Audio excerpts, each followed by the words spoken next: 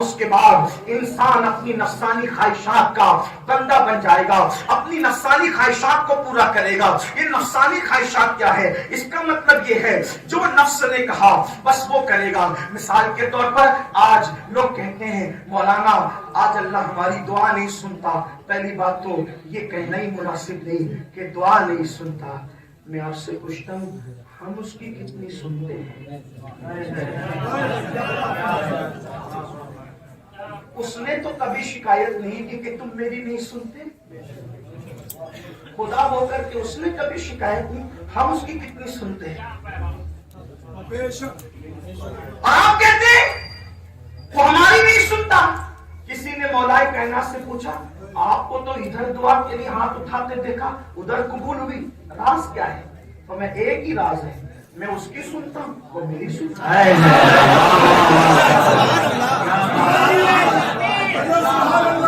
میں اس کی سنتا ہوں میری سنتا ہے۔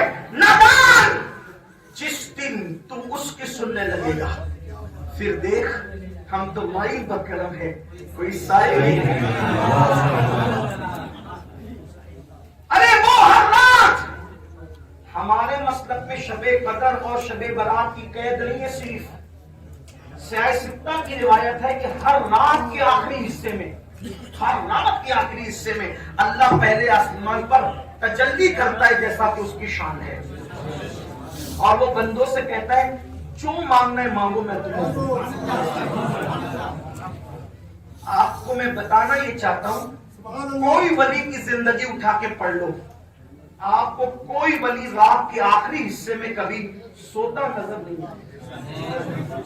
حضرت سیدنا مخدوم اشرف جہانگیر سمنانی ہمارے مرشد تارک السلطنت غوث العالم ارشاد فرماتے ہیں کہ میں نے رات کے آخری حصے میں جاگ کر جو نعمتیں پائی ہے کسی نفل عبادت کی وجہ سے وہ نعمت نہیں پائی ہے۔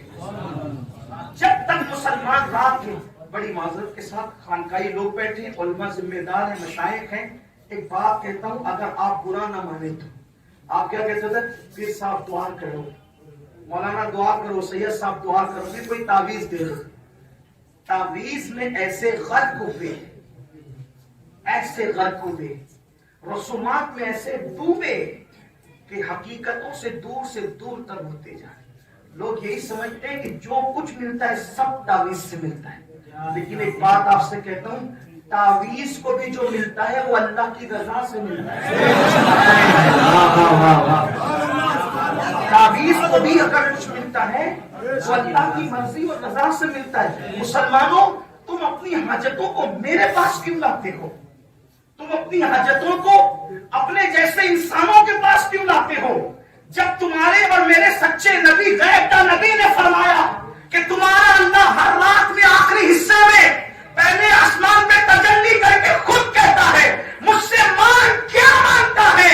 تو پھر اس وقت اٹھ کر کے مانگتے کیوں نہیں؟ سن لو اللہ کی بارگاہ میں جب اللہ فرما رہا ہے کہ اے مغفرت مانگنے والے آپ توبہ کر تاکہ میں تجھے معاف کر دوں، روزی مانگنے والے تاکہ میں تجھے روزی عطا کروں، اے مسائل میں گرفتار آ مجھ سے اپنے مسائل کا حل مانگ لے تاکہ میں تیری جھولی بھر دوں۔ افسوس اللہ جس وقت پکار کر اپنی شان کے مطابق یہ کہہ رہا ہوتا ہے اس وقت مسلمان گندی فلمیں دیکھ کر رات کے 3 ساڑھے 3 بجے تھک کر کے سو چکا رہتا ہے، کوئی اللہ اکبر گلیوں کا چکر لگا کر کے تھک ہار کے سو چکا رہتا ہے۔ کتنے افسوس کی بات ہے رات کے 3 4 بجے تک جاگ کر گناہ کر کے جاگ کر یہ قوم رات کے آخری حصے میں سو رہی ہے، فجر میں سوتی پڑی ہے۔ جب دنیا کے اندر سورج چہرے پر آ کر تمازت سے بے قرار کرتا ہے، جب ہماری آنکھیں کھلتی ہے، جب دنیا آدھے کام کر چکی ہوتی ہے تب ہماری آنکھیں کھلتی ہے۔ مسلمانوں کیا ہو گیا؟ مسلمانوں کیا ہو گیا؟